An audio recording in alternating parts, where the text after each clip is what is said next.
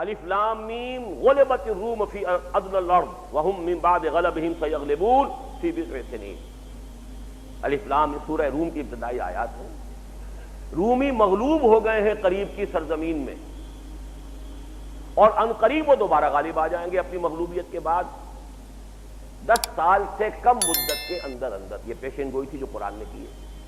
اور کی کب ہے؟ جبکہ ابھی حضور صلی اللہ علیہ وسلم کی نبوت کا آغاز تھا، یعنی آپ پر وحی کا آغاز ہوا ہے سن 4 نبوی کے آس پاس یہ واقعہ ہوا ہے. وجہ کیا بنی اس کی کہ جب یہ رومیوں کی اور ایرانیوں کی جنگ ہو رہی تھی، اور آپ کو معلوم ہے یہ جزیرہ نما عرب کا نقشہ اگر ذہن میں آپ رکھیں تو اوپر جا کر یہ ایک طرف عراق ہے، ایک طرف شام ہے. شام جو ہے شام عرب وہ مغرب کی طرف ہے میڈیٹرینین کے ساتھ، عراق عرب یہ ایران کے ساتھ ہے.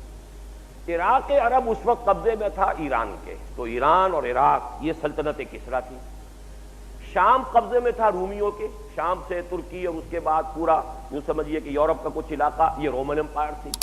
یہ 2 سپر پاورز تھیں اس دور کی، اور کئی 100 سال سے ان کے درمیان جنگیں ہو رہی تھیں. ایک بڑی عظیم جنگ ہوئی ان کے درمیان. ہرقل جو اس وقت کا روم کا جو فرما روا تھا، قیصر روم، اس سے زبردست شکست ہوئی. نتیجہ یہ نکلا کہ بیت المقدس ان کے ہاتھ سے نکل گیا، اور جو ان کی مقدس صلیب تھی اس کو بھی رومی لے گئے. گویا کہ مذہبی اعتبار سے، دینی اعتبار سے، سیاسی اعتبار سے، عسکری اعتبار سے بدترین حالات ہو گئے رومیوں کے. مکے میں مشرکین نے بغلیں بجانی شروع کر دی. انہوں نے بغلیں اس لیے بجائیں کہ دیکھو وہ آتش پرست ہیں، وہ تو ہمارے بھائی ہوئے. ہم بت پرست ہیں، وہ آتش پرست ہیں. اور وہ ہیں نصرانی عیسائی، وہ تمہارے بھائی ہیں. تم مسلمان ہو، تم عیسیٰ کو مانتے ہو، یہ تمہارے بھائی ہیں. تو تمہارے بھائیوں کو ہمارے بھائیوں نے تلپٹ کر دیا اور مار دیا اور پیٹ دیا، تو وہ بڑی خوشیاں منا رہے تھے. اس وقت یہ آیات اتری ہیں الف لام میم غلبت الروم فی ادنی الارض وهم من بعد غلبهم سیغلبون فی بضع سنین.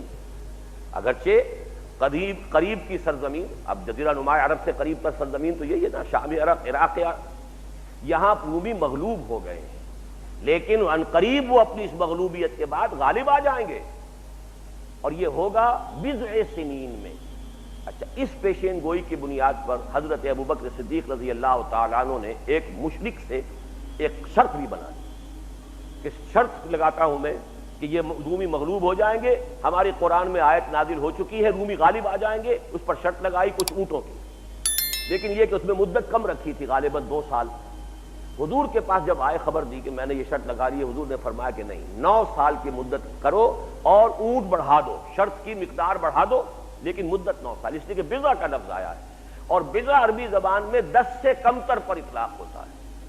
8 بھی ہوگا، 9 بھی ہوگا تو بضع، 7 ہو، 6 ہو، 5 ہو، 4 ہو، 3 ہو، 2 ہو، وہ سارا کا سارا بضع میں آئے گا. فی بضع سنین آیا ہے تو گویا کہ 10 سال سے کم تر مدت کے اندر تو یہ ہو جائے گا، لیکن یہ کہ اس سے کم کی تم شرط نہ لگاؤ.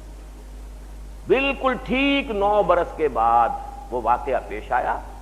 بڑے ہی معجزانہ طریقے پر ہرقل نے جو حملہ کیا ہے. اب اگر نقشہ آپ کے سامنے ہو تو اس نے بحیرہ کیسپیئن کی طرف سے حملہ کیا، یعنی ایران پر حملہ کیا ہے اس کے عقب سے جا کر، اور پھر شکست فاش دی ہے، اور پھر یروشلم بھی اس کو دوبارہ مل گیا ہے. وہ صلیب جو ان کی مقدس صلیب تھی وہ بھی اس نے دوبارہ حاصل کر لی ہے. اور پھر وہ اس فتح کا شکرانہ ادا کرنے کے لیے ایک بڑا طویل سفر کر کے انطاکیہ سے اور یروشلم تک پیدل چل کر آیا. سواری پر نہیں، پیدل چل کر آیا ہے، صرف شکرانہ ادا کرنے کے لیے کہ ہمیں پھر اللہ تعالیٰ نے فتح عطا کر دی ہے ان آتش پرستوں کے مقابلے میں. اور قرآن مجید میں یہ خبر بھی تھی کہ اس دن یومئذ یفرح المؤمنون، اہل ایمان کو بھی ایک خوشی حاصل ہوگی. اور یہ بالکل وہی دن تھا جس دن کے مسلمانوں کو بدر میں فتح حاصل ہوئی ہے. وہی 9 برس کے بعد ادھر مسلمانوں کو بدر میں، کفار مکہ پر فتح حاصل ہوئی، ادھر ہرقل کو دوبارہ فتح حاصل ہو گئی. تو یہ پورا سلسلہ قرآن میں ایک پیشن گوئی کے اعتبار سے